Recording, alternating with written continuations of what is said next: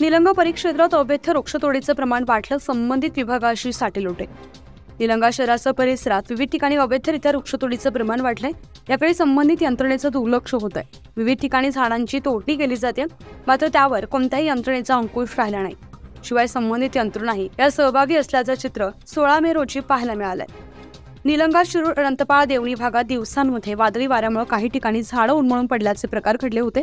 त्यानंतर आता अनेक जण पावसाळ्याच्या पूर्वी उपाययोजना म्हणून जुनी विस्तीर्ण झाडे तोडण्याचा प्रकार सुद्धा करत आहेत। शहरातील विविध भागांमध्ये सोबतच ग्रामीण भागात अशी वृक्षतोड होते। याशिवाय मोठे ट्रक, टेम्पो, वाहन, बैलगाडी अशा वाहनांतून या वृक्षांची वाहतूक केली जाते। याकडे सुद्धा संबंधित यंत्रणेचं दुर्लक्ष होत आहे।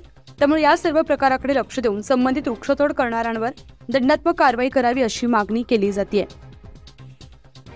न्यूज 15 मराठीसाठी दाकर सूर्यवंशी, निलंगा, लातूर।